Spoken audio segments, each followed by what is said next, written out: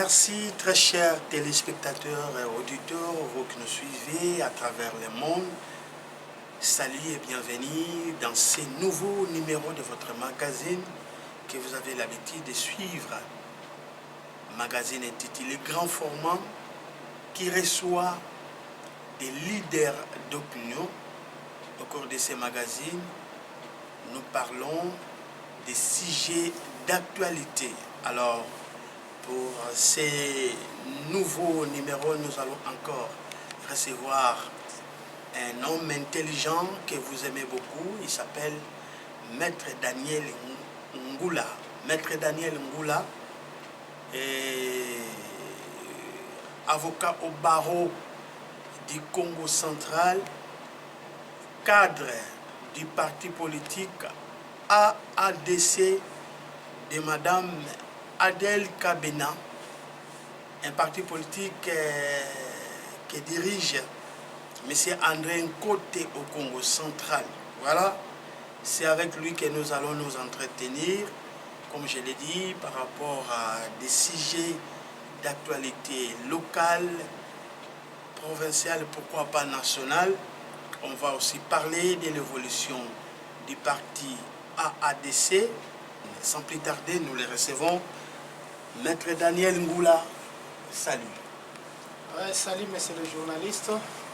Je suis très content, n'est-ce pas, d'être devant votre caméra et répondre à certaines questions d'actualité pour que nous puissions, n'est-ce pas, éclairer les Banaboma qui ont toujours l'habitude, n'est-ce pas, de nous suivre. Et par cette occasion, je les salue, les Banaboma qui sont présentement à Boma et ceux qui ont effectué, n'est-ce pas, un déplacement pour une raison ou une autre. Vraiment, je les salue et je les aime de tout mon cœur. Merci bien, la présentation a été bien faite. Je suis Maître Daniel Ngula. Mais j'aime bien lorsque je ne suis pas dans mon monde professionnel d'avocat, qu'on me présente comme Maître Daniel, communicateur, n'est-ce pas, du parti AADC. Et que la partie avocat soit cachée parce que ça, c'est d'une façon professionnelle. Ce n'est pas devant, n'est-ce pas, votre caméra que je ferai, n'est-ce pas, mon travail d'avocat. Donc ici, je suis communicateur du grand parti AADC. Donc ici, nous vous recevons en tant que politique et non en tant qu'avocat. Tout à fait, monsieur le journaliste. Très bien.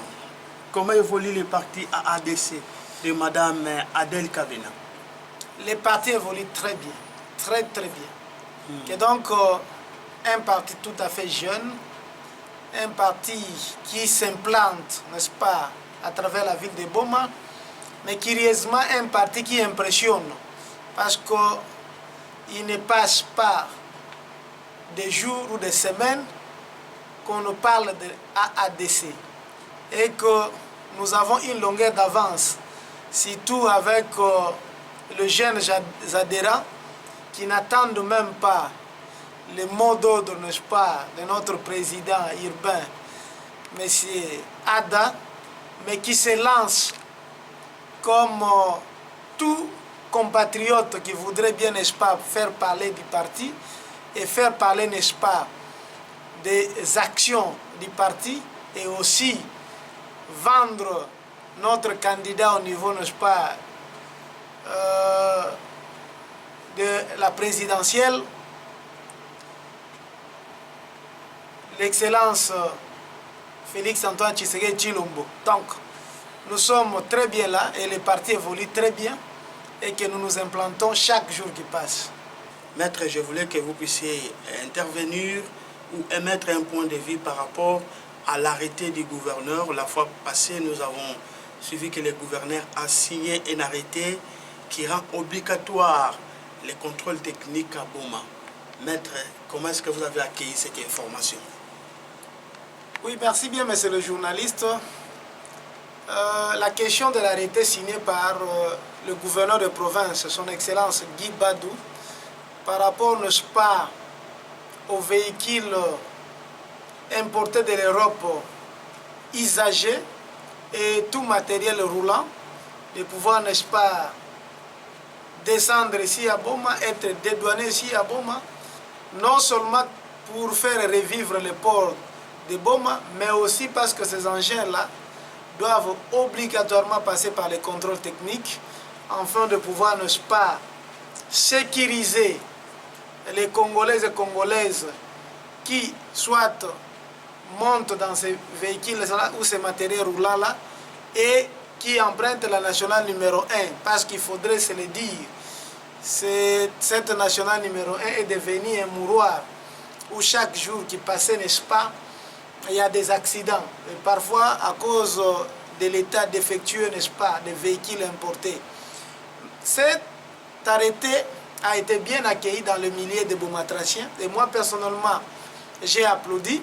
Il ne reste que définir les moratoires qui avaient été donnés aux importateurs ou aux amateurs, afin que les navires puissent accoster ici. Mais je pense que c'est ici, je voudrais appeler les Banaboma de pouvoir, n'est-ce pas, veiller à ce que cet arrêté, qui est un caractère politique, de pouvoir, n'est-ce pas, s'appliquer. Parce que vous devez le savoir, les politiques sont là pour réglementer les choses. Mais aussi, il ne faut pas négliger une autre puissance, la puissance économique. Ceux qui vont importer, ce sont des opérateurs économiques. Ils peuvent, n'est-ce pas, se liguer aussi à combattre la décision du chef, l'arrêté du chef.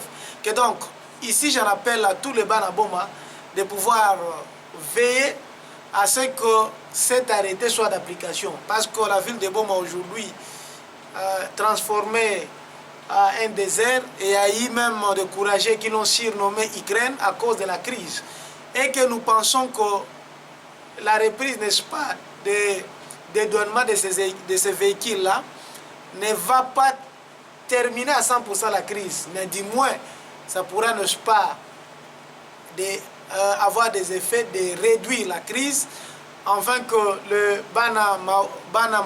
Mama Malewa fasse des entrées, les Banamoto, les taxis, les hôteliers et que sais-je encore, n'est-ce pas, se retrouvent en choipé. Donc, moi je suis dans le milieu des déclarants, je vois comment les déclarants sont devenus des chômeurs et certains ont quitté même la ville de Boma pour Matadi et Lufu.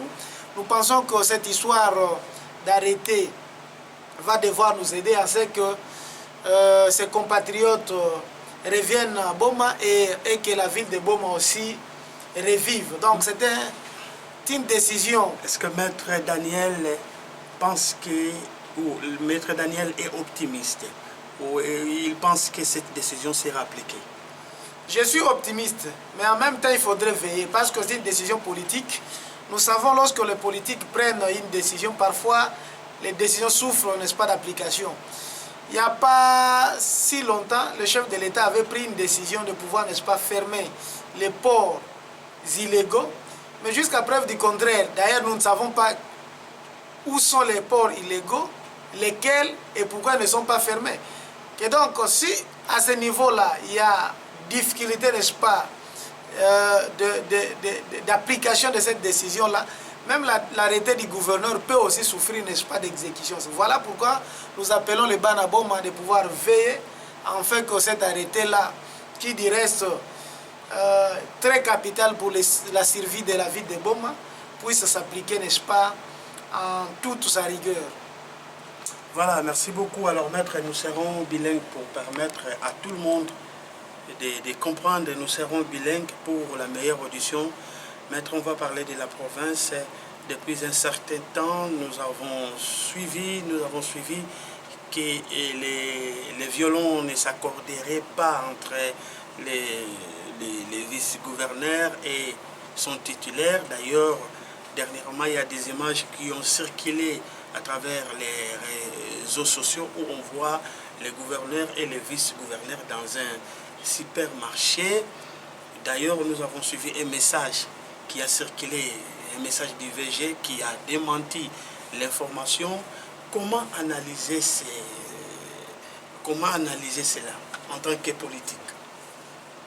Oui, j'ai suivi, comme tout citoyen, dans les réseaux sociaux, certaines langues dire qu'il y a un courant de mésentente qui régnerait entre le gouverneur de province et son vice-gouverneur. Et de l'autre côté, j'ai même suivi qu'il paraîtrait aussi à un courant de mésentente qui existerait entre le président de l'Assemblée provinciale du Congo central et le gouverneur de province. Officiellement, je n'ai pas suivi ce message.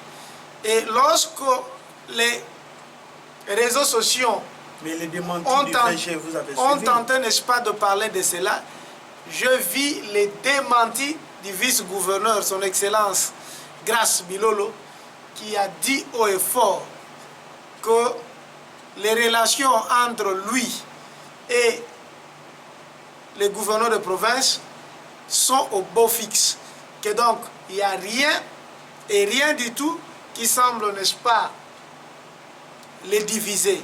Que donc, lorsqu'une autorité à ce niveau-là fait les démentis de ce qui se passe dans les réseaux sociaux, moi je pense que le VG a dit la vérité et rien que la vérité. Que donc, je ne crois pas qu'il y ait, n'est-ce pas, un mécontentement entre ces deux personnalités. Donc, n'andimite que Batouana mi balé, bazana kimiate, parce que mon konzaka ko kosate. Et que même du côté, n'est-ce pas, il y a président de l'Assemblée provinciale, tous les réseaux sociaux. Mais officiellement, tu as quitté que président de l'Assemblée nationale, l'Assemblée provinciale, il y a Congo central, à contre l'activité, il y a VG, il y a gouverneur, tu as quitté que le gouverneur, Azo Kocha,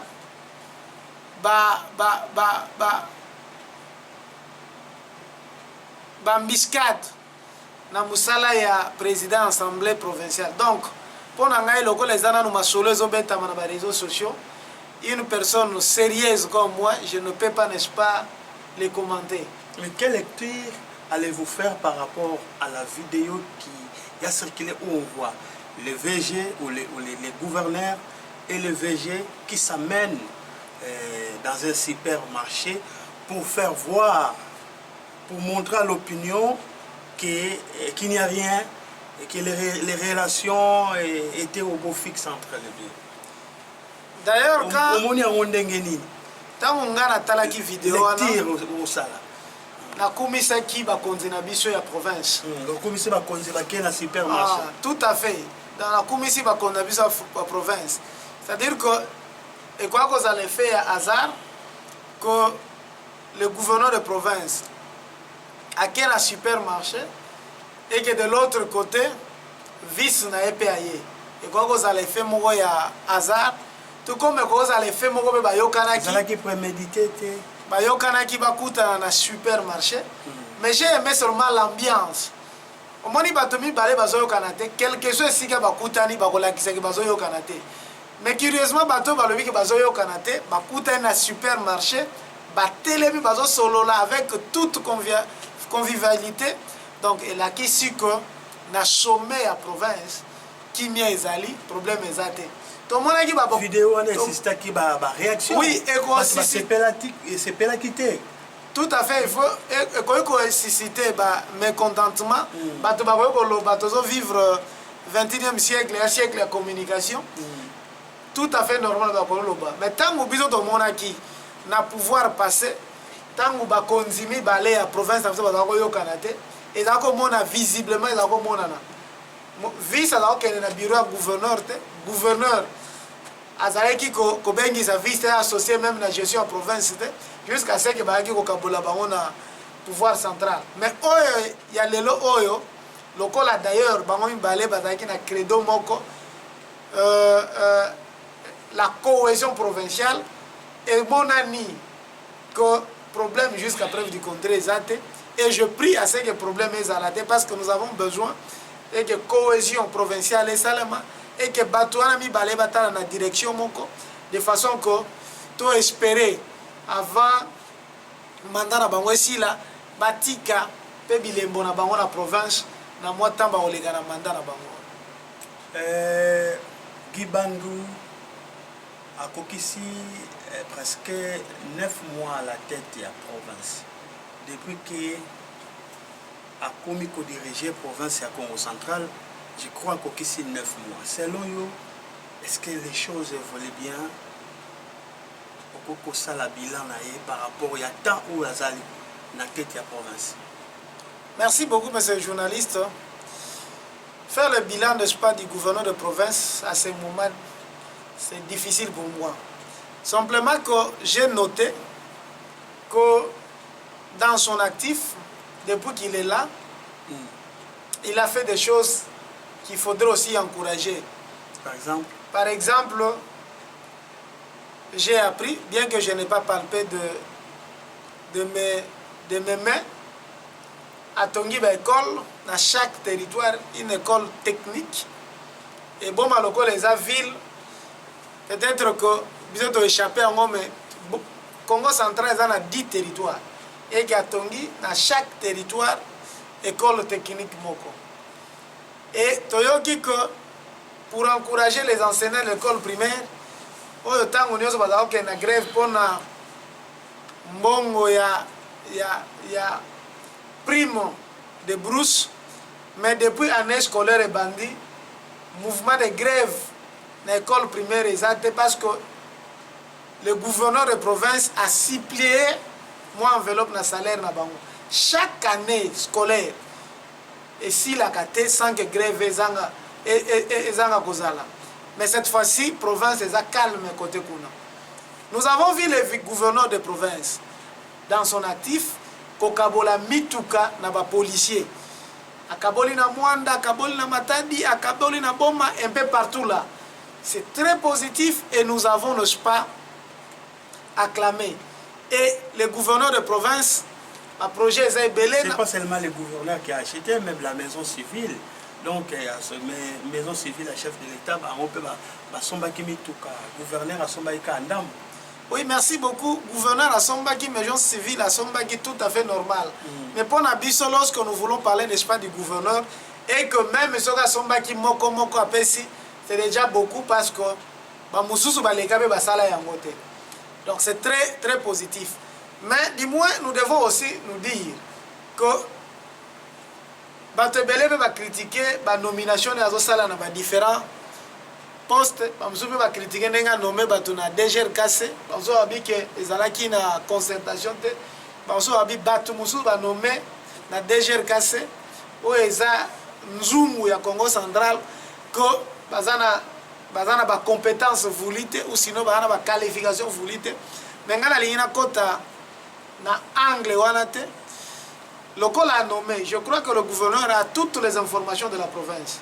Et que lorsqu'il fait nommer, il y a même des services qui les renseignent. Le col a nommé Bango, Tozela, Bakota na Moussala, Total Nini Bakomeme la biso. Et nous pensons que le gouverneur a pouvoir à nommer. À ceux qui peuvent à mon équipe on travailler bien, à vous alper à pouvoir, il y a qu'on remplacer Bango. Donc c'est dans ce sens-là. Donc selon vous, jusque-là, Guy Bandoiseau met ma province bien. Selon Maître Daniel, l'information à Zanango, il n'est pas le médiocre de gouverneur. Il fait au Azosala et il y a des actions à applaudir. Il y a des gens qui disent mieux vaut Justin Luemba que lui. Par rapport il y a temps. Oui, par rapport à temps, je n'ai jamais appris que Justin Luemba a été voté comme gouverneur. Justin Luemba a fait l'intérim, il y a gouverneur à tout, Matubwana, tant où Azalaki n'a pas de problème, Tibaye ko sala élection. Que donc, il est difficile pour moi. Par rapport, il y a disons, à Balako sala intérim, mais par rapport à la réalisation, il y a sali durant 9 mois.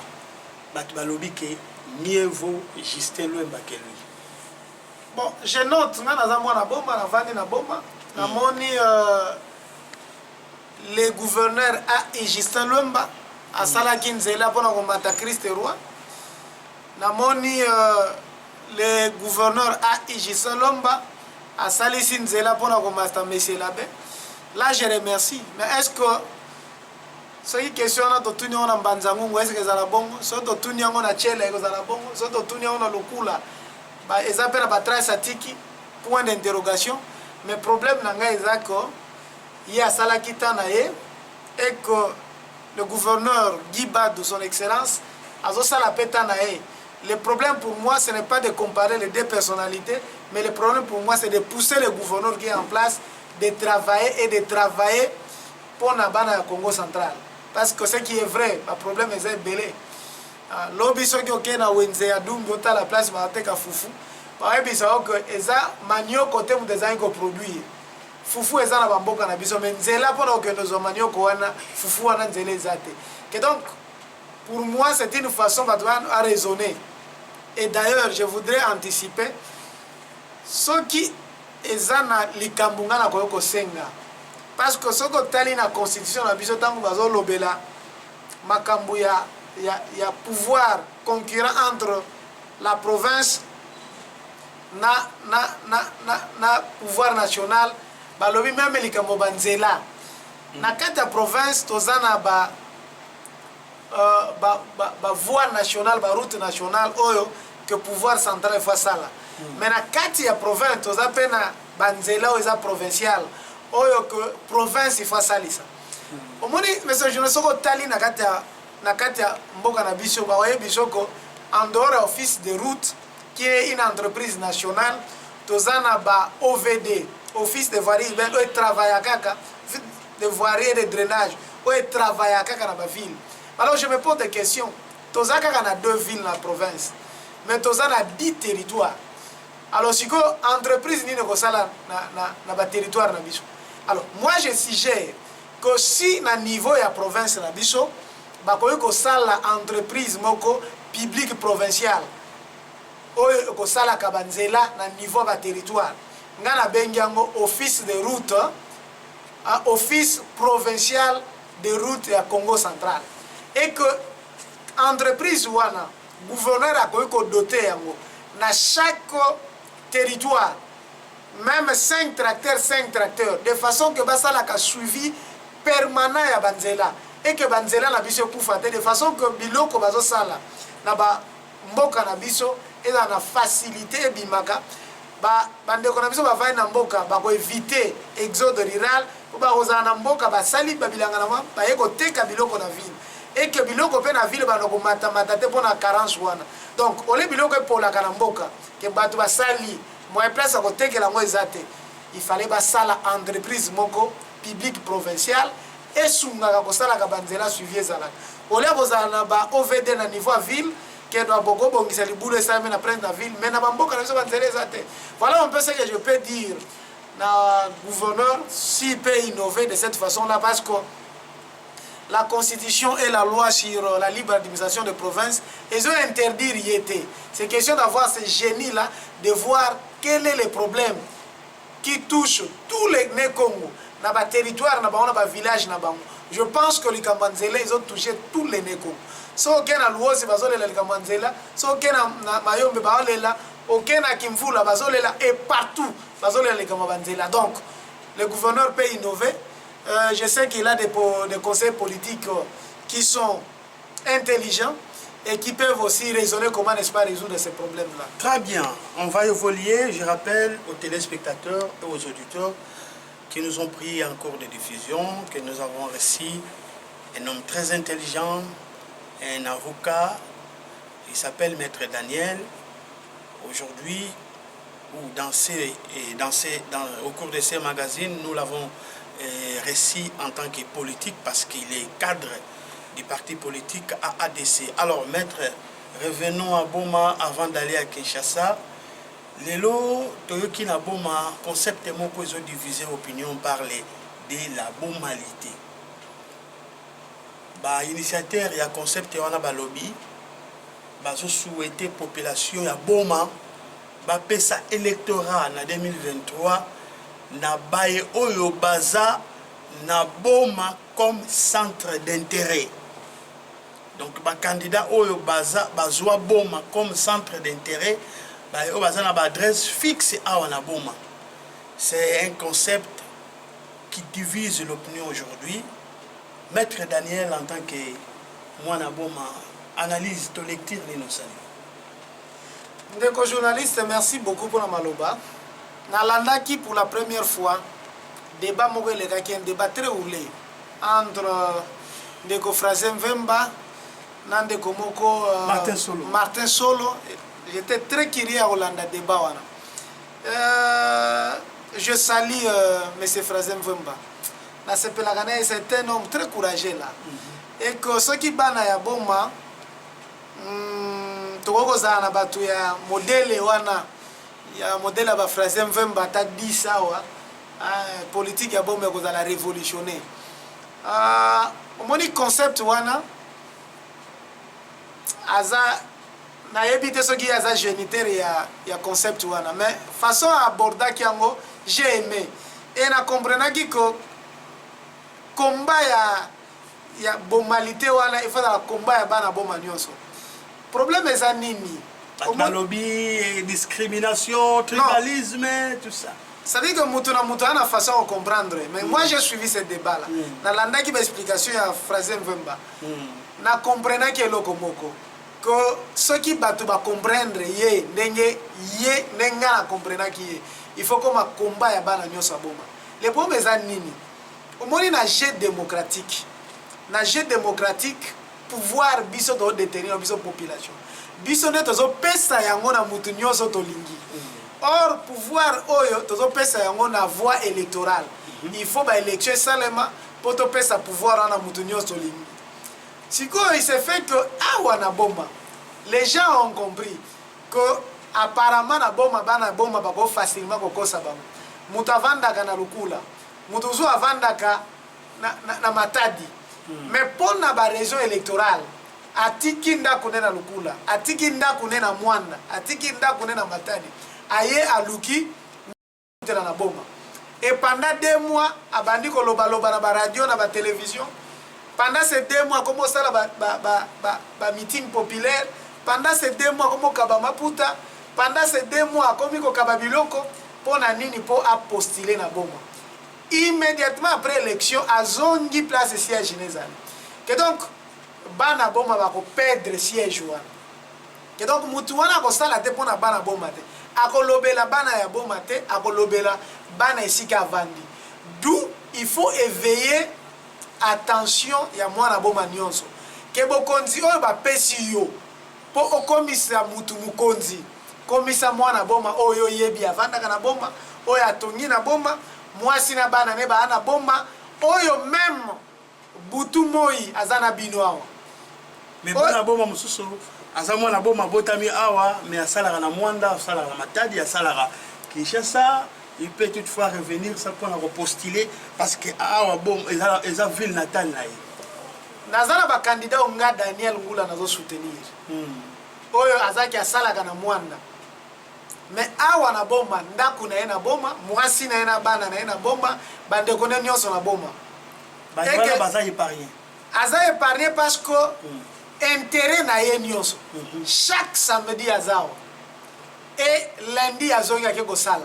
Donc d'ailleurs pour na wala kisa intérêt na za même na mwanda ayebani te kaza futur candidat, c'est-à-dire que intérêt na ye nyonso butu moye za awa. Nana va dire comme ça à travers même à l'étranger que je suis appelé à soutenir parce que Boutou Moi ngana solo ana bango il ne rêve que bomba tant que nous sommes inondation salami na bomba bazo raisonner comment faire pour nato kirema yanine est-ce que kira jona gouverneur la bande est-ce que si là batu bazo tuna mituna comment faire parce que problème ya pour a bomba ça bon il faut bazongisa yango na décret ya gouverneur bituke kitaka mais parce que au-delà, est-ce que ceux qui batongi pour un eau profonde, pour un bon mec à sécurité, est-ce que biloko bandolo gutamba moko banana et que matadité, que deviendra le port de Boma? Bato bazo raisonner. Ici il y a Bralime Koufa. Comment créer une autre usine ou ressusciter Bralima? Comment donner de l'emploi à Bana Boma? Tala mutandengo wana. Mais yo yena oka koyoko luka. Pour voter na bomba parce que qui marque ba circonscription na bino ya ba mboka ezana ba mboka belé il faut ça na ba trajet belé banzele ezate oye na bomba parce que na bomba to ba électeur baza réuni non d'ailleurs nga na comme ko benga bango ba pèlerin électoraux, c'est-à-dire que baza wana ça c'est le pèlerinage et tant que ba mona ki intérêt sili bazonge pa na bango. Donc bana bomba bo fongola misu et que combat de konabiso Frazen Vemba bandaki et comme combat ya biso nyonso tolo belango que il faut voter Boma. Mutu nyonso na intérêt na Boma parce que soko landi atangi ba ekolo te. Awa ezali kambute ba ekolo te. Tout à fait.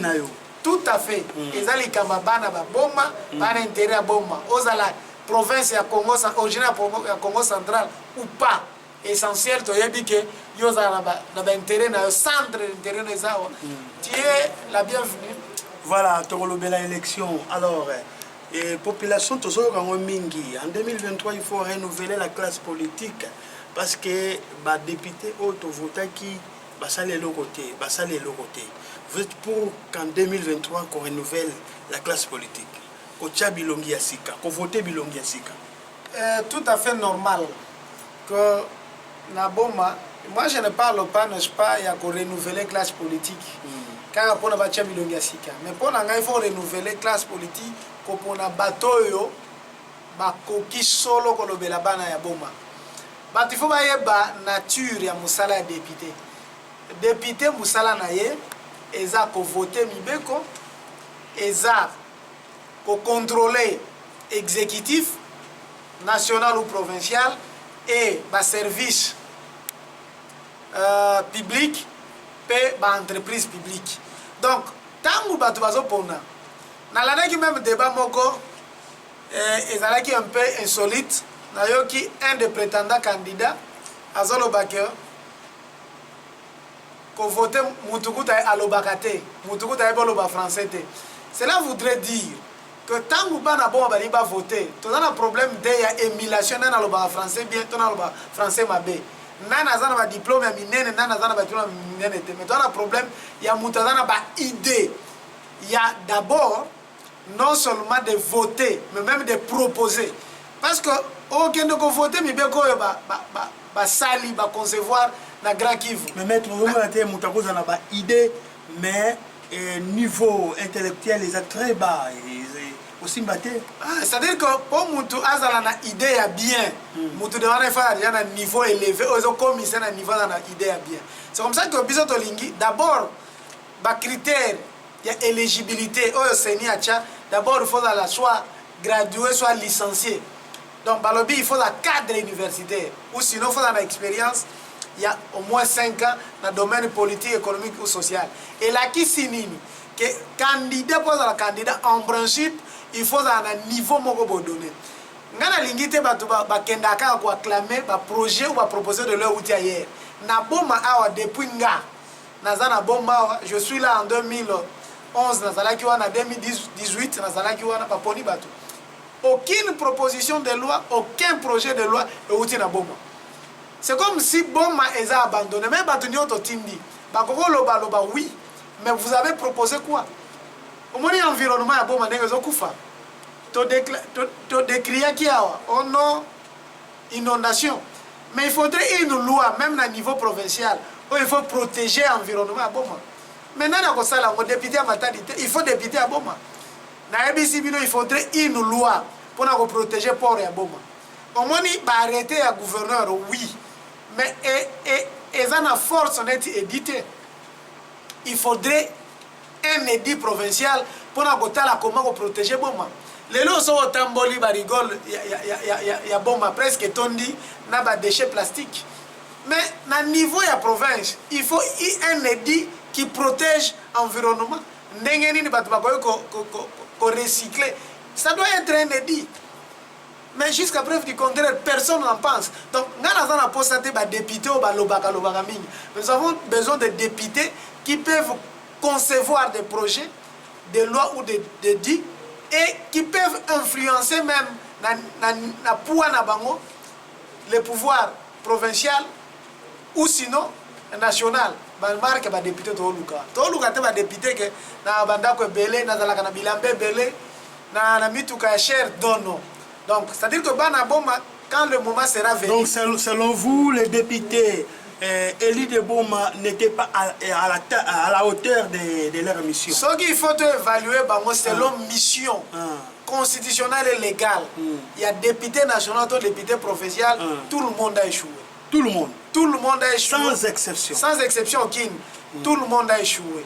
Et lorsqu'il faille renouveler, il faut maintenant voir parmi tous les prétendants, banani banana profil, non seulement à Koloba, mais à proposer les changements pour la ville de Bon, les lois ou les édits qui peuvent amener les changements. Et lorsqu'il faille contrôler l'exécutif, les entreprises publiques et les services publics, il faut battre au bazana degré à Boyebi. Oyo bayebi que awa, admettons dans le niveau de la province, dans DGRKC va fouiller belé à Bongo Ezali. Il faut qu'il y ait des députés provinciaux qui doivent sécuriser assiette à Bana Congo central. Dans Congo central, ils ont un logo qui est Mbongo te logo la DGRKC. Pour la carte de DGRKC, tu as un DGI nabiso, tu as un DGRAD nabiso, tu as un DGDA nabiso et Kangaminos na DGRKC. Donc, il faudrait des gens qui doivent sécuriser ces patrimoines provinciaux nabiso. Mais ceux qui ont le français, ils peuvent pas le Maputa. Non, pour il est natif de Boma, oui. Mais tu vas gagner Nini. Alors, ce sera encore 5 ans perdus et on a quitté côté. Voilà, très bien. Avant de parler de l'actualité nationale, maître, je rappelle aux téléspectateurs que vous êtes communicateur du parti politique AADC. Tu veux qui est candidat pour un compte AADC, basé déjà sur terrain, basé réaliser, basé mener quelques actions sur terrain. D'abord, nous allons parler de l'honorable Alice Nzambwangi, maître Daniel, pour mon qui a accompagné Kimingue, honorable Alice Nzambwangi n'a pas descente, tu n'as pas visité à la base, où il s'est mis pendant le mois de février, Tito Kota le mois de mars. Qu'est-ce que l'opinion peut retenir? Banabomba Koko retenir Nini? Na ba descente Nyosouana, il y a honorable Alice Nzao. Merci beaucoup. Il est honorable parce que c'est un homme qui mérite les honneurs. Très bien. Mais il n'est pas député comme les uns pouvaient le croire. Ndekonabiso Anissé Nzao Mbwangi, as prétendant candidat député national, et que ceux qui partent Nabiso AADC et que cette opportunité à postuler à Gozalamoko parmi les candidats député national. Pana boma il faut pas simba que papa ni senza wazamwa na boma abotami na boma atangi na boma akoli na boma azui musala na boma wa a évolué ti a commis à niveau même ya chef d'agence et que de par musala de tindie mikolo azana mwanda omoni tellement azamwana ya boma atali depuis Bagé électoraux et Bandaki depuis 2006 a observé après 3 cycles à l'objet tokoki jamais kotika boye faut bisope tokota likamong kokotango pourquoi parce qu'il a des choses à donner Moutonio ça a un témoignage à malamu na boma façon y à gérer en tant que mokonzi il y a une des sociétés publiques à na boma aza mutu ya batu tango a gérer ba agent na ye ba neti ba ami na ye et tango nyonso azala na idée ya développement ya ville ya boma tango nyonso ana idée ya kosalisa batu compte tenu ya nyonso wana bolamu akanisaka mpona ville ya boma amoni que non il fallait nazala na batu et nga naza parmi batu toza na ye oyo tozo raisonner comment une fois que a postulé et que bana boma basali confiance ba voter ba proposition de loi oyo tokopesa amema. Nous travaillons déjà sur ces propositions de loi là oyo kosala ko lobby bana boma ba regretter élection na yete que donc Anissé Nzao Mbwangi c'est un des prétendants candidats à ADC. Oyazan à venir Makasi, il a un passé riche et Mikolozo attend mon campagne ko banda to lobelango to ko vendre mais aujourd'hui les bana boma bakoza la na ishengo ya koyoka ke papa Anissé Nzao Aza déjà prétendant candidat et qu'avec lui, les choses peuvent bouger. Et d'ailleurs, Aza témoignage est belé pour n'a pas te belé, au bayebi, au baleka, tant que Azaki mokonzi na moka ba société la boma awa, comment il recevait les gens, comment il traitait avec les gens, na humanisme nyonso, donc batu, bakozala décider le moment venu. Ce qui est à comme non, par rapport à la descente, la visite à la base, l'objectif est à la Guinée. Bon, au moins, papa Nisenzaou, Azali, dans le monde professionnel, Batoubaye Bela qui est na casquette politique. Et que tant que Makanisiwane et Sengela qui il fallait amier Bisapa Batou. Comme tous les autres prétendants candidats, Bazo Salayango, ils ont de base, Bazo Kita. D'ailleurs, lobby dimanche on a tambola na moni ba état major belé ba parti politique ba kabulama puta ba bureau belé ba parti politique ezaka okanga mefongami. Donc tant papa Nisenzao à comprendre que il faut yepé à postuler mikolo zoya abandi pe koluka kosala ba base non na kombo na ye mais na kombo ya parti politique na biso AADC, mais en même temps azana groupe na ba bengaka les amis de Anisenzao. Et j'ai eu la bénédiction d'être le coordonnateur de ce groupe-là, les amis de Anisenzao. Tozo kita, tozo yebi sabatu. Que Mikolo Zoya, ami nabiso Anisenzao, a kozala pe candidat député national. Donc, boye baka, tant que mon mot d'ordre, il y a élection, il y a campagne électorale kobanda, batuba mon la te kazamu paya. Donc, tozo meka kola musabana bon baye bako, Anisenzao. Bien qu'un homme calme, un homme sérieux, mais c'est une puissance qui peut, n'est-ce pas, transformer les choses sur le plan politique. Voilà. Yamoana, ce qu'on a dit, descente na biso, monsieur le journaliste, au Gomona, partout aux les cas. Il n'y a que du succès et du succès. Partout aux les cas, bazo yambe, ma boka fuko fungoma, ba témoignage, ba musuba wa ebiso que non tanga na problème, à résolver qui yango, ba musuba wa ebiso que non, banda kala. Azala mundu na biso yemba choral moko d'ailleurs aza diacre na église donc azala katango nyo sabana boma. Donc partout il se retrouve batabika beta bale ana boma. Donc dans le monde joueur il est là. Voilà pourquoi pour mettre les après campagne était non juste visite c'est-à-dire ezo sala matango nyonso ezali kamba ko bomba te to mona ki bato bazo kotsa batu lokola bantaba na mituka. Passez-moi les termes les auditeurs et les téléspectateurs et à Sara TV na mona batu kokotisa batu na mitu kabake ne ko se faire enrôler dans les mayombe bamsuba kena mwanda, c'est-à-dire que ça après campagne c'est tout à fait normal lelo oyo mutabanda komilaki sa ba intention na et lelo oyo le mois passé na yoka kiko meeting populaire moko sala me kotambangu na yoka les sous les jours qui viennent, meeting, monsieur Gossala, mais campagne, peut-être pré-campagne, mais c'est une façon de faire et se faire connaître auprès de Banaboma. Oh, lobby, tu as sollicité suffrage là-bas. Voilà, merci beaucoup. Alors, on va évoluer. Maître Daniel, on va parler de notre candidat député national ou provincial, le cadre de la ADC, il est à Fandaka, aux États-Unis. Kombo na ye honorable Rifin Bangu nalingaki awa maître yomoko omeka mpe kolobela bana ya boma honorable Rifin Bangu azali nani, et puis à un certain moment tokozoyer en direct il va intervenir à partir des États-Unis. Maître Daniel, l'honorable Rifin Bangu, azali nani? Yo yebiye malamu mingi. Merci beaucoup, monsieur Rifin Bangu.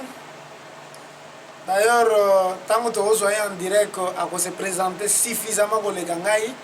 Mais aza mwana ya boma ya tongo. Oyebela kiwa. Na yebeliye na boma awa.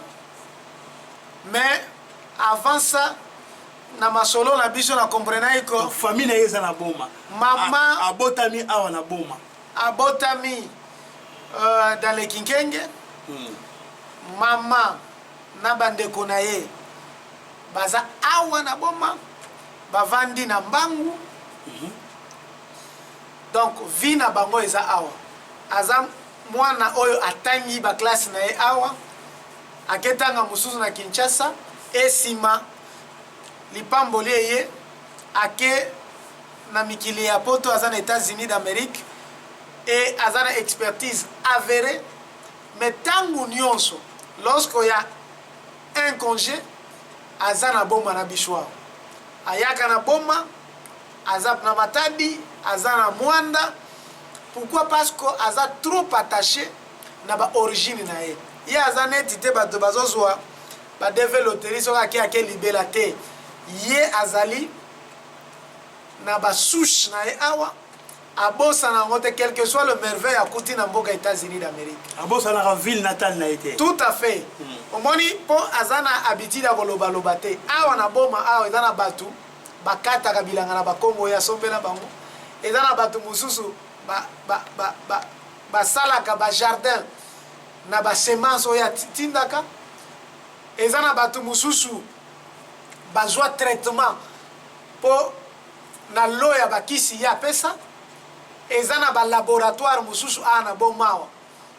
Ezana ba matériel à labo po ya pesa donc po to lobela rangote po peut-être temps on a de kokité.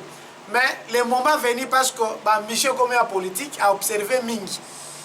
Mais à Monico donc à ça là ba action amena ba action ebele na bomba et en dehors ya caméra parce que azamutu akanisa ke soki loboko ya mobali epesi loboko ya mwasi eyeba te.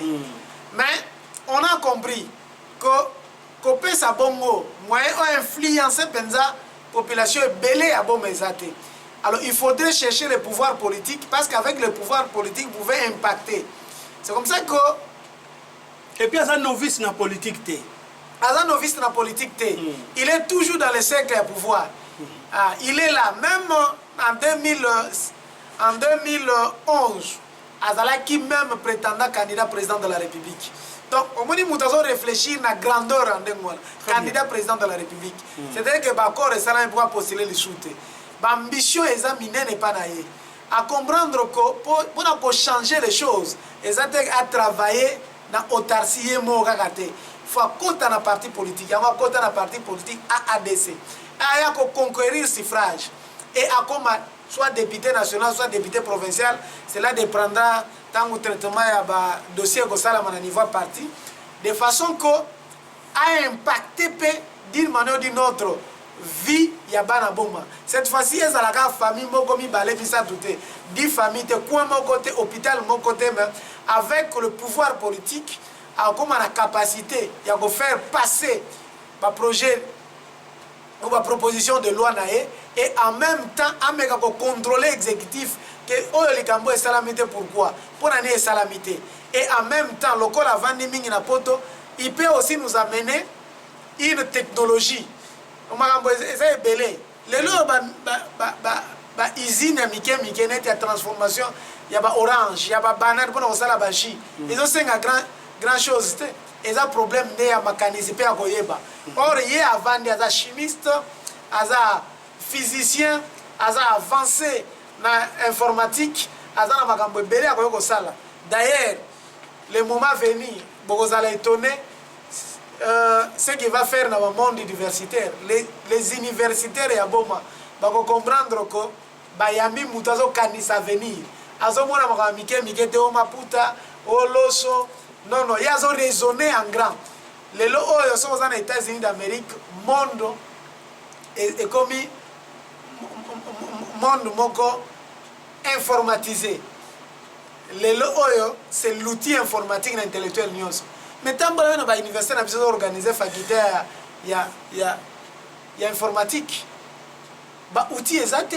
Alors il me dit maître Daniel le moment venu bon ma comprendra que moi na bango batinda na États-Unis d'Amérique tango ko kitao akoya na vision mususu que donc rifin bango oyo tozoyo kangana yo lelo yo na Sara TV.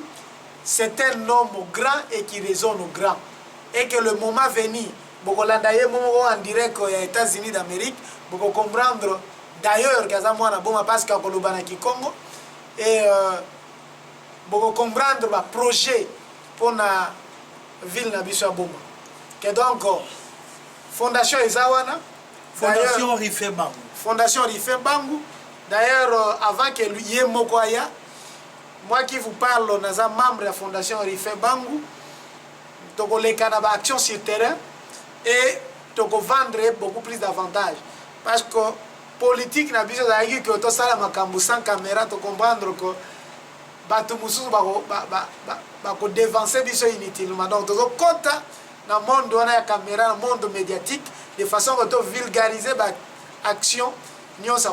N'oubliez pas que biso parti est AADC, Alliance des actions pour le développement. Donc, vous remarquez que biso dans un parti que y a ma solo kaka. Dans un parti to ça la action. Mais ba action nous ça la converger vers le développement mutu. Au moins tango mwana ai mwana nazo tanga. Lelo soka tangi informatique te ozala demi intellectuel.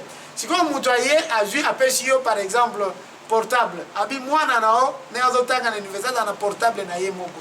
Donc aligné te lobby mwana za diplômé moko à peu près licencié moko à peu près mais aligné à augmenter valeur ajoutée ya mwana lobby a kozwa musala et que okozala mutu akolela lela te liputo kolata kotobuka. Mais ce qui a sali ba action et que développer bino bato bilanga to kopesa ba semence exacte que to pesi yo filet ya litungulu ya matungulu exacte que to pesi yo panier ya matungulu to pesi yo moko produire. Donc c'est dans ce sens là biso to goyana ba action ya développement dans sens one et Boma sera très content n'est-ce pas ya dim fils naye Rife Bangu. Très bien, il va intervenir à partir des États-Unis. L'honorable Rifin Bangu, Togolandaye, Aïbisabiso Nanu Azanani, Yemoka s'est présenté et aussi Aïbisabiso ba ambition, naezani ba ambition politique bien sûr. Na États-Unis, Azana vie na bien, mais Azana souci kaka ya Boma et tout ça. Togosenga naye Aïmeka ko intervenir. Aza déjà en direct qui a États-Unis, Tolanda, honorable Rifin Bangu, Mwana Boma, Anikena pour intervenir na Kikongo. Bonsoir, Pangamono Vital Mabiala, pe téléspectateur Nyon Soina Kena Kulanda Beto, Beno Ina qui est déjà connecté na chaîne ya Beno, Sarah Télévision à partir ya Boma. Merci Diaka na pangabeto ya journaliste parce que benome ça la vraiment nyonso beno baka munu na ba contact ya téléphonique beto salaka et puis benome lomba munu que mu passer interview ya na chaîne ya Sarah Télévision à partir ya Boma. Merci mpangi journaliste na question ngeme yovola munu kumba munu Rifin Bangu Mbwandi Pwati, Mouke ingénieur environnementaliste, chimiste, physicien, Mouke Salaka awana États-Unis na Hyperion X yake compagnie yake Salaka exploitation, traitement, P révalorisation ya titanium et donc mon Mouke directeur na service ya production P laboratoire. Alors nakotala wapi sikame katuka oui muke mwana boma mukatoka na boma depuis ntama mais muke mwana boma na kubutuka mubutuka ka na kinkenge donc boala na beto kele kintamba wola muke mwana ya papa Zéphirin Mbwandi Pwati mpe mama Laurence Mvutu Hangila mama kekuna na boma yandeke vanda kuna na ba petite sœur. Alors, nakutala, le reste, muke na tribu ya Makaba, donc mwana ya Ntsundi, ntekolo ya Ngimbi, mpe mfumu ya Makaba. Par rapport à la question yahi, oui, comme tout Congolais n'a qu'à intéressé na boa la nandi, donc muke membre ya parti politique AADC, il a autorité morale à Beto, qu'elle est Madame Adèle Tabena. Merci Pang Vital na question ngeme yovola munu par rapport à ba ambition politique comme on m'a déclaré que mon membre est parti AADC. Oui, c'est vrai que mon n'a ba ambition politique. Et puis diamboina mais pousser munu en tout cas ya ku présenter ba ambition politique à mon, c'est-à-dire que mon a déception ya mingi na ba député ina beto voteke. Hein, depuis 2019 ba me kota kana pouvoir mais quand on met la situation à Boma vraiment ya kiko ndikiadi.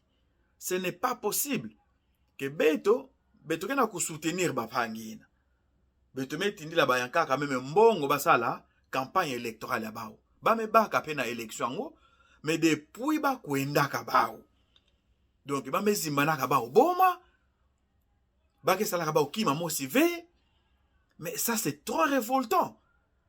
Ngeza bakena Congo démocratique. Façon de kele, Boma yake première capitale ya République démocratique du Congo. C'est-à-dire quand on est député provincial ou député national ya Boma, nge faut zaba responsabilité ngeke na yaou na ba Boma tracien na ba Boma tracien et puis surtout na ba ne Congo nyos. Parce que Boma beto faut valoriser yaou. Mais na kutala nsadu la bapange beto ina depuis ba kwenda ka bao donc ba kena kuyangala la ko sepela na mbongo bao ale ba me kumaka ba voita kuiba kusala ba motion kaneki mambu ina mais le reste ina metala intérêt ya bana Boma ba ke tala ka bao mambu ina fait donc beto me mona que non bapange beto kuna na Boma ke banza ke beto on dirait beto ke ba complice na incompétence ya ba ina ke na ba assemblée provinciale na assemblée nationale. Alors moi décidé que Yambala Yaï, il faut quand même peuple ya Boma yandi ko se révolter de sanctionner ba ina kena kusala ki mave et comme sanction ke Rwanda bana Boma lenda pesa pe ki fuma ona bataka kave il faut basaba ke beto kele beto ke bana Boma beto bat foto baka ki fumu ina. Voilà un peu pourquoi je me suis décidé Rwanda candidat na niveau ya députation provinciale kuna na Boma. Bon, pangi journaliste, par rapport à l'économie générale, il y a province à Beto, il faut dire que le chef de l'État, hein, Félix Antoine Tshisekedi Tshilombo, qui a kusala quelque chose.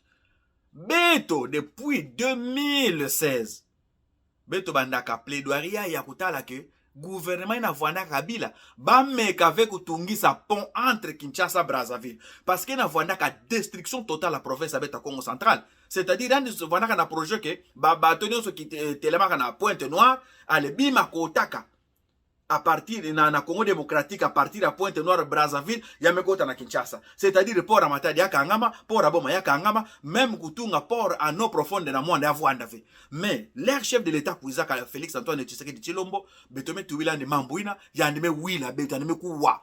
C'est ainsi qu'il a lancé maintenant projet à construction ya port angoina. Mais tala te ba voita ba incompétent ngo ya Congo central ngo betona kutubila awa. Ba me mona ke déjà présent pesa ka mbongo ngo ya kena kumona na ve. Mutu mose fe na kutubila mambo ngo. Mais comment mettre tout la confiance na bata faso yai? Est-ce que vraiment ba kena na idée ou bien volonté pour développer province à Beto? Je doute fort. Bana Boma munu panga beno rifin bangu me telema. Beno soutenir Beto na élection yaï. Il faut Beto changer mambo situation à Boma. Il faut Beto changer vision ya Boma. Boma déjà qui quoi ni ville yake urbano rural. C'est-à-dire même agriculture Beto faut développer yaou. Mais comment battu na Beto pesa ka pouvoir ba que même pas na idée que ba ça na tellement fait coopérative moi c'est ba agriculteur peut-être moi fait coopérative à ba pêcheur à Beto. Mais ça c'est quel genre de personne? C'est vraiment triste.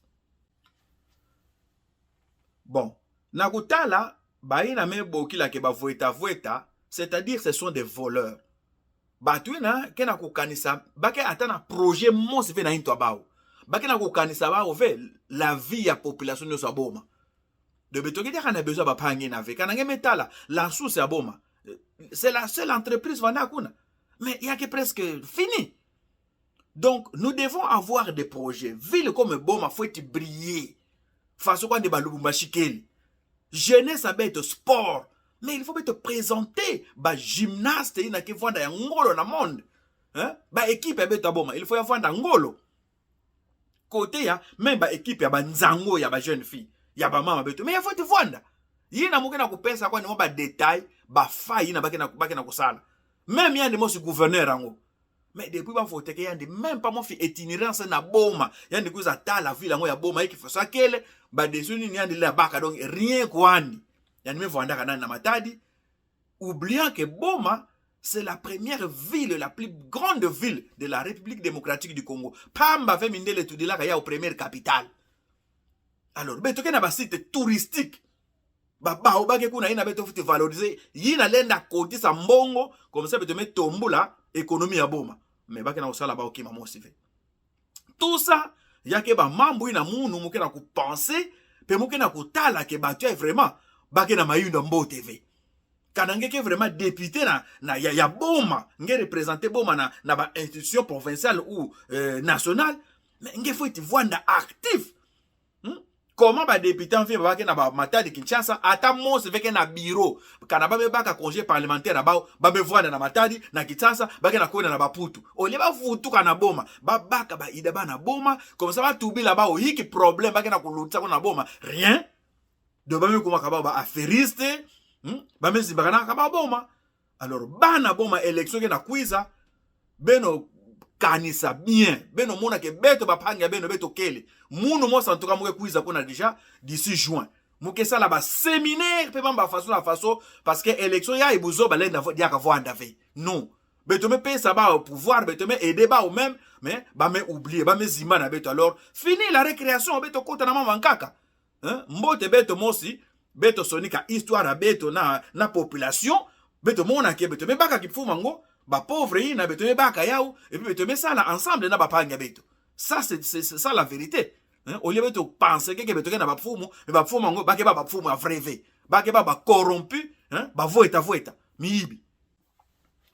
Bon, merci en tout cas Pang Vital ngemeza ba que kana muke candidat na députation provinciale na boala mona Boma yake kwandi peut-être samuna mbongo ve déjà moi pesa beno à peu près yiki muke sala kawa na États-Unis donc muke un grand expert donc kana mbongo kwandi kima ve parce que kana inzo muke na inzo kana mituka muke na mituka bana muke na kutanga ba classe bien mais mulenda sacrifier ve toute une population à Boma mais tout bilangue que Boma c'est la première capitale de la République démocratique du Congo c'est-à-dire ba autorité faut te voir ba ina ke capable de défendre Boma comment ngeke na komona ngena Boma insalubrité quel chômage quel port meka ngamaka muku waka même que fallait gouverneur yandi sala par kana nani arrêter mon si gouvernemental kuna ya province comme ça ba permettre bato ke na katuka na Putu kana mekuma na Boma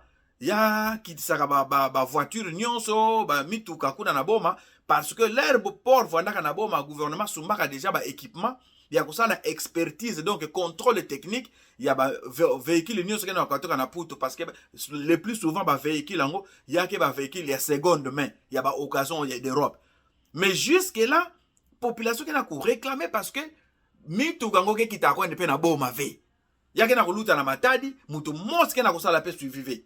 Mais quel genre d'autorité beto ke na ba vraiment comment donc beto me sacrifier bana Boma comme ça ba ka ba intérêt ba yi na lenda salama dia ka fait il faut beto zibula déjà meso bana Boma beno zibula meso kana beto ke na kubaka ba décision kukatoka na États-Unis pe kukuza kuna parce que beto me kuma trop déçu beto me baka déjà déception il faut beto kuiza beto défendre ba intérêt beno ce n'est pas possible ça donc bana Boma ke vanda kana na KSV Boma kufwa kwandi bazimba na yao mutu mose feke na kutubila mais ba site touristique yina ke na Boma la majorité ba autorité ya pays ya beto ya Congo démocratique na batanga na colonie scolaire ya Boma mais comment ba député na kusala même plaidoirie monsive ke ba fuma ngo nyonso na bata la situation ya Boma rien alors ba panga mundu ba keto na ba bakala la jeunesse beto telema en tout cas na décembre beto pesa kifumu na batu yankaka et munu panga beno muke déterminé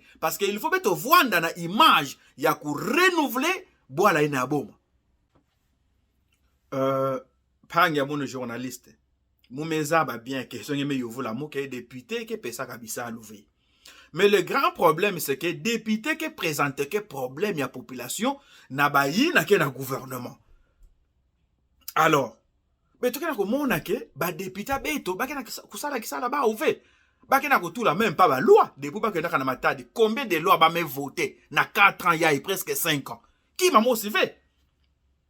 Ya oui na kena ko monake na ba déclaration beto kena ko salaka même quand na présent me kuisa ko na États-Unis mais tu kena ko poser des questions par rapport à développement ya Congo central et puis ville ya Boma.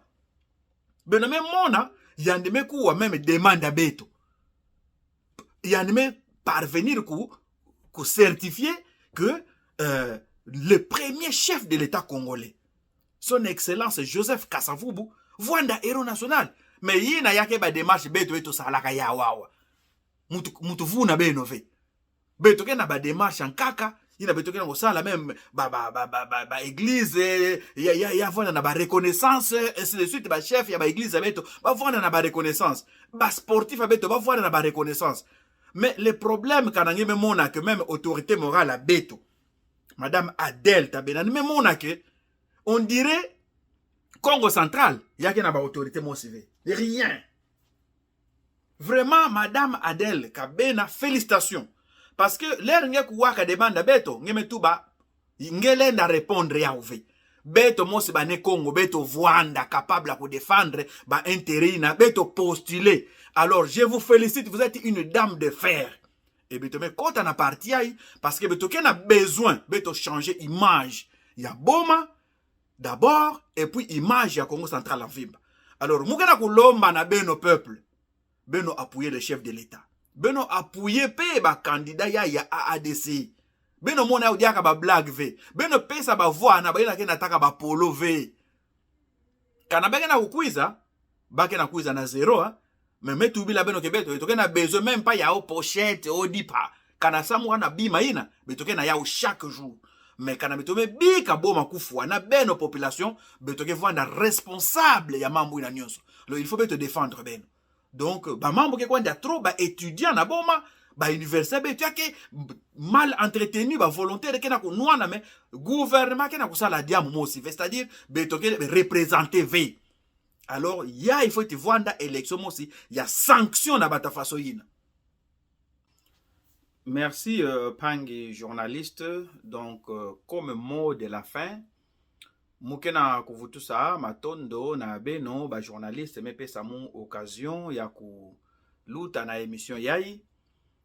Mais aussi Moukena ku remercier ba na nyonso ya Boma ina kena kuboki la molaire nyonso ku présenter ba problème et kena kuluta kuna na Boma ba difficulté betoke résoudre kwa ni mambo ngole betoke vendre sur le terrain quoi ku betaka ko noana fioti mais présence a betoke jouer rôle ya trop mukena ko pesa pe ba remerciement na autorité morale à beto madame Adèle Kabena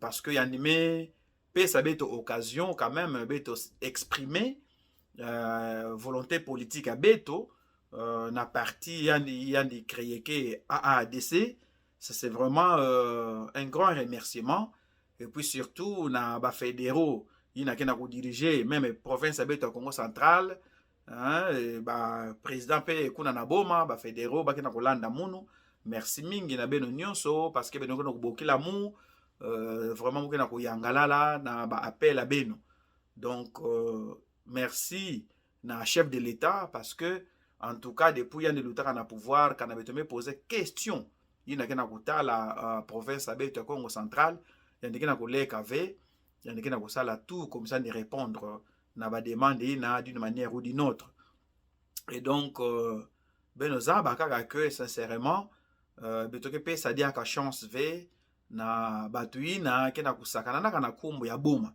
donc ba député ina kena komona ke Boma on dirait que place à kusakana na donc en tout cas fini la récréation il faut qu'on écrive un peu notre histoire sur une page vierge comme ça ba mona que ba cadre ba ke kwandi ba ukaka ve mais betoke vraiment ya mingi et dans le AADC na kati ya parti ya beto ya AADC betoke ba cadre donc quand on betome ba kama comme ba cadre c'est que ba memona que betoke vraiment compétent ma yele pekele hein façon ba metanga beto beto me longo kapé na ba classe amo. Alors boma pas deux, bana boma pas deux, il faut beno vanda ko telema beto ba panga beno beto na kuiza comme ça beto confronter batuina ba kuiza na ba discours à kuta vers vunu comme si bao meza ba mingi non beto ke confronter bao na élection ya ipebe no sanctionner bao.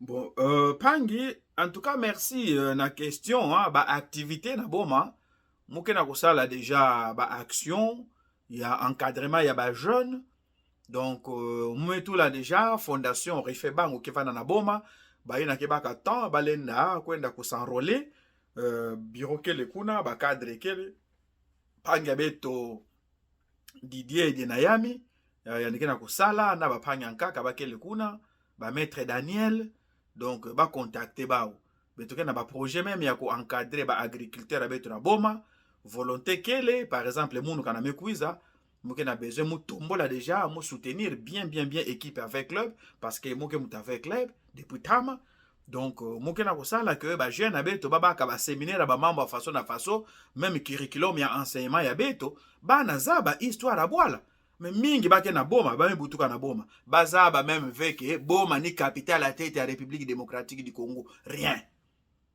Pourquoi? Parce que ba autorité ba ke ba incompétent ba voita mibi. Et donc ba projet que déjà en place pardon donc ba projet kele muke continuer ku passer na ba interview ngé comme ça mu présenter ke ba projet ina na beno mona beto peut-être beto me kuisa kana ba ville beto me villa non quoi que beto me kuisa kana ba mbanza c'est-à-dire ku banza ka ba mambo ina feti tomisa bitina incha beto biseka beto me katoka parce que même kana mbemba ya medi engila hein mais kundu nande ke vanda ka mfuma c'est-à-dire que mutulenda zimba na ve ba origine nandi et beto lenda zimba na boma ve non parce que depuis tama beto ke bana feti mais bana matadi ba vanda ka tia poivé hein bana boma pas de quand même beto ke vanda ka comparable ve mais maintenant la tête ba voita ba fumu yai ba me kumisa bana boma ko bima pamba donc ça c'est vraiment inacceptable hein c'est inacceptable donc bana boma beno vanda beno calme muke na kuiza ba activité ke salama ya mingi vraiment ya mingi comme ça beto profiter pour développer en tout cas ville na boma donc sur tout le plan déjà ba projet ikel beto ke sala yao hein merci beaucoup Muketinda quelques informations na honorable ba vous là benomeza bayandi c'est notre frère ça c'est un homme quand il a été ministre benomeza ba kwa ndia na travail il a beaucoup travaillé il y a une salaire qui ça bien mais maintenant ba voita na mekota na kati vous na donc on dirait mukena zaba vebeno le mufukela mo parce que vraiment parfois que pesa ka kia dinanganzi kutala ke batukena kukibokela bafumu mais bakena usala mambo ina vraiment mais yake bien vu donc c'est vraiment triste. Voilà, Maître Daniel, tout Kolanda, intervention, il y a honorable Refebang à partir des États-Unis. Commentaire Nayo. Merci beaucoup, monsieur le journaliste. Ndenge na lobaki avant ye alobako d'abord à Kolobana Kikongo, binomo bolandi ninga lobina Kikongo. Il est plus que moi na boma kutu kolegananga na vandi na boma. Donc de ce côté-là, il n'y a pas match. De l'autre côté, beaucoup découvrir ye koleka parce que depuis un certain moment, tu levé option qu'il faut aller mingi et que Marambazo le bana za démagogue, il n'a rien à flatter na bana boma. Et là que zo animé, il y a un problème, il y a développement à boma. Et donc les jours qui viennent, beaucoup découvrir beaucoup plus d'avantages et que la ligne mingi na commenté beaucoup la biso sur les actions et beaucoup landaka ye beaucoup tango nyonso occasion ko pesa maka aleka na média. Très bien. Voilà, merci beaucoup. Alors, nous allons chuter avec l'actualité nationale. Maître Daniel Ngoula, Nalingi pour réagir en bloc. Par rapport à Yamakamino Sozeleka au niveau national, nous avons accueilli le président français Emmanuel Macron. Son arrivée en RDC, qu'est-ce que cela peut apporter? Tolanda qui va point de presse Nyoso ou Basalaki, Bango Mibale. Alors, on va réagir par rapport à intervention, il y a ancien président, il y a Seni ou à lobby qui dans l'élection passée dit les Alaki. On va réagir par rapport à guerre à Est. Donc je voulais que vous puissiez réagir ou émettre un point de vue par rapport à l'actualité nyonso oyo ezali kodefraye la chronique. Merci beaucoup ndeko journaliste mpona maloba.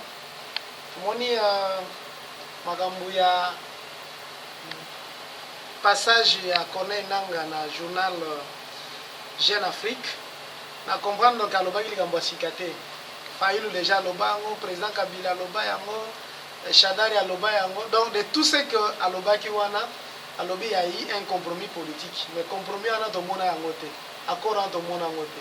Et que lorsque la Cour constitutionnelle a décidé, oui, Azalaki président Asseni, Azalaki a politique. Le lot a sali parti politique naé.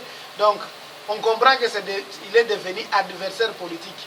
Et comme le président Tshisekedi, apparemment son élection est inévitable à son deuxième mandat, il y a une mission banda koluka ko baby sa image chef de l'État, mais à côté les Congolais ont compris que l'incarnation de Lumumba aujourd'hui c'est Fachi.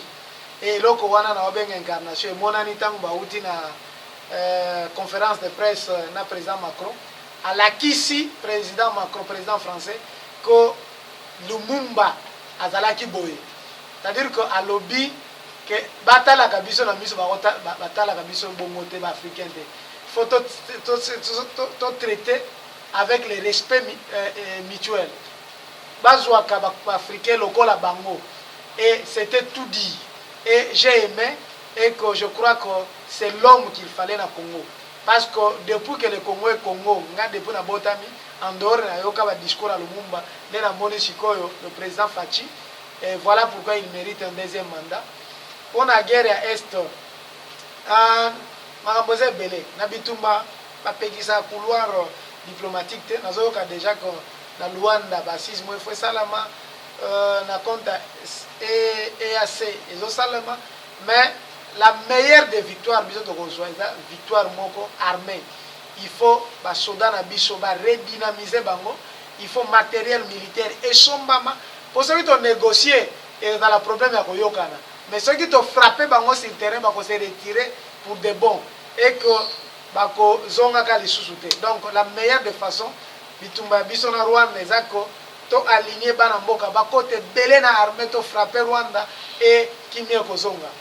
Et nous pensons que élection il fallait ezala parce que kozanga organiser élection et kozala penza ko briser cycle électoral nenge constitution lobby et kozala vraiment une grande erreur.